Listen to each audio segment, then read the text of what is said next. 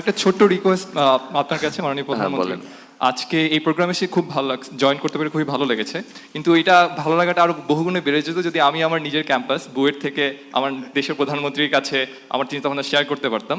So in future if you can manage time, you are cordially invited in Buet campus, and all of the students will really love to share their thoughts with you as well. So looking forward to that. Thank you so much for your invitation. আমাদের দেশের top ইউনিভার্সিটিগুলো থেকে প্রত্যেক বছর অনেক graduate বের হচ্ছেন। তো স্বাভাবিকভাবেই এদের সবাই উদ্যোক্তা মানুষ মানে মনোভাব রাখেন না। খুব অল্প কিছু স্টুডেন্টের মধ্যে এই এন্টারপ্রেনারিয়াল মাইন্ডসেটটা থাকে। কিন্তু এই ক্ষুদ্র সংখ্যক স্টুডেন্টের মধ্যেও আমরা অনেকেই ধরে রাখতে পারতেছি না, বিকজ আমাদের স্টার্টআপ ইকোসিস্টেম এখনও স্ট্রংলি ডেভেলপ করে নাই। তো এই ব্রেইন ড্রেন একটা জেনারেল প্রবলেম আমাদের দেশের, এটা হয়তো লং টার্মে সলভ হবে, কিন্তু at this stage of our country এই prospective entrepreneurs are incredibly valuable for our country. তো তাদেরকে টার্গেট করে স্পেসিফিক তাদেরকে যে আমরা দেশে অ্যাট্রাক্ট করে ধরে রাখতে পারি, স্পেসিফিক পলিসি মেকিং বা ইনসেন্টিভাইজেশন প্রোগ্রাম আমরা ইন্ট্রোডিউস করতে পারি কিনা গভর্নমেন্ট থেকে। সো এইটা একটা অবজারভেশন। টু হচ্ছে যে আমাদের দেশ থেকে কিন্তু স্টুডেন্টরা এখন টপ রিসার্চ করতেছেন, টপ ভেন্যুতে পাবলিশ করতেছেন, কিন্তু ক্লিয়ারলি এই টপ রিসার্চের আউটকামগুলো আমাদের প্রোডাক্টে কনভার্ট করতে পারতেছি না, competing with world class tech giants যদি এদের কথা আমরা বলি। তো এটার একটা বড় সমস্যা আজকে উঠে আসছে, যারা তাদের সাকসেস স্টোরি শেয়ার করতেছিলেন যে আর্লি স্টেজে একটা রিসার্চ আউটকাম থেকে যে আমরা একটা ভ্যালুয়েবল প্রোডাক্টে দাঁড় করাবো, এই স্টেজে এন্টারপ্রেনারদের আমাদের আরও অনেক বেশি সাপোর্ট দেওয়া উচিত, along with capital, networking, grooming and others যে সাপোর্ট আছে। সো এই ব্যাপারগুলোতে আমাদের ইউনিভার্সিটিগুলো, ইন্ডাস্ট্রি থেকে যে বিভিন্ন ইনিশিয়েটিভগুলো আছে, যেমন আমি আমার ডিপার্টমেন্টের কথা বলতে পারি যে বুয়েট সিএসসি থেকে রিসেন্টলি একটা deep tech based startup incubator শুরু করার তারা ইনিশিয়েটিভ নিয়েছে। এই প্রজেক্টগুলো, ইউনিভার্সিটির এই প্রজেক্টগুলোতে government long term support and patronization দিতে পারে কিনা। ধন্যবাদ। Thank you.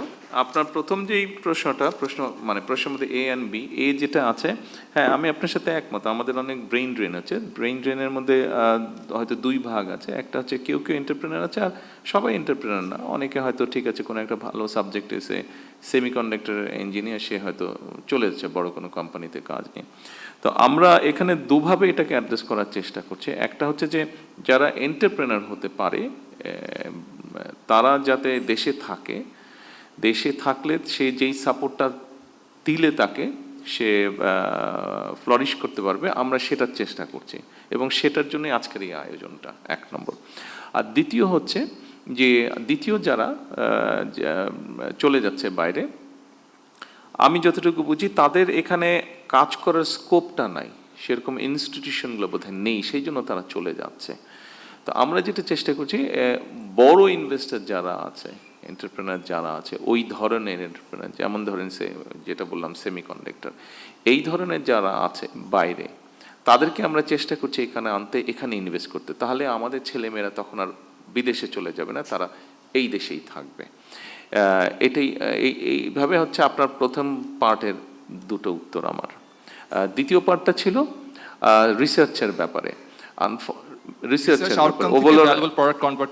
ওভারঅল রিসার্চের ব্যাপারে বোধহয় বিভিন্ন গবেষণার ব্যাপারে আনফর্চুনেটলি এই বিষয়টার তো একটা ল্যাকিং ছিলই অনেক সময় ধরে, অনেক দিন ধরে।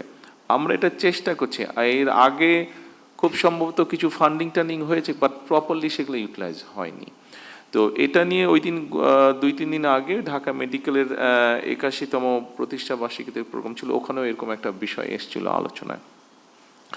আমরা গভর্নমেন্ট থেকে, হেলথ সেক্টর থেকে এখানে আমরা ফান্ড দিয়েছি, বড় ফান্ড দিয়েছি, অন্য জায়গাও দিয়েছি, এবং এখানে ঢাকা ইউনিভার্সিটিতে বিভিন্ন সেক্টরে যেগুলো রিসার্চের বিষয় আছে, এর মধ্যে অলরেডি ভিসি সাহেবের সাথেও আলাপ হয়েছে। আমরা এগুলোকে এনকারেজ করার চেষ্টা করছি যাতে সঠিক মানুষগুলো ফান্ডটা সঠিকভাবে ইউটিলাইজ করার সুযোগ পায়, সেটা আমরা চেষ্টা করছি। Thank you. ধন্যবাদ মাননীয় প্রধানমন্ত্রী। একটা ছোট্ট রিকোয়েস্ট আপনার কাছে মাননীয় প্রধানমন্ত্রী। আজকে এই প্রোগ্রামে এসে খুব ভালো লাগছে, জয়েন করতে পেরে খুবই ভালো লেগেছে, কিন্তু এটা ভালো লাগাটা আরো বহুগুণে বেড়ে যেত যদি আমি আমার নিজের ক্যাম্পাস বুয়েট থেকে আমার দেশের প্রধানমন্ত্রীর কাছে আমার চিন্তাভাবনা শেয়ার করতে পারতাম।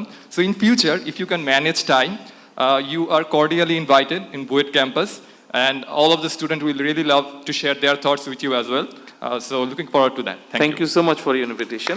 আমি যখন এই আইডিয়াটা এগুলো যখন আমরা অর্গানাইজ করছিলাম, তখন আমি রেহান আসাদকে বলেছিলাম যে আমরা কোথায় করব প্রোগ্রামটা। তো নর্মালি যেটা মাইন্ডসেট সবার থাকে যে চীন মৈত্রীতে আমরা করব।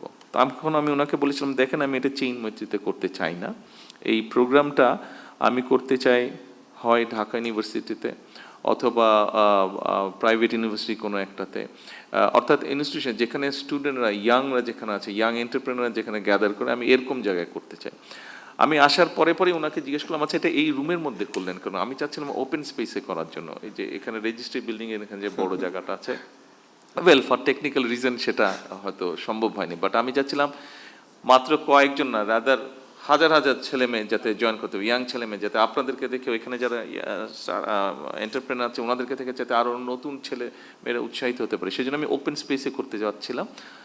আনফর্চুনেটলি হয়নি, বাট ইনশাল্লাহ ভবিষ্যতে আমরা করব। আপনি যেটা বলছেন ওই ইচ্ছাটা আমারও আছে। Thank you. Thank you.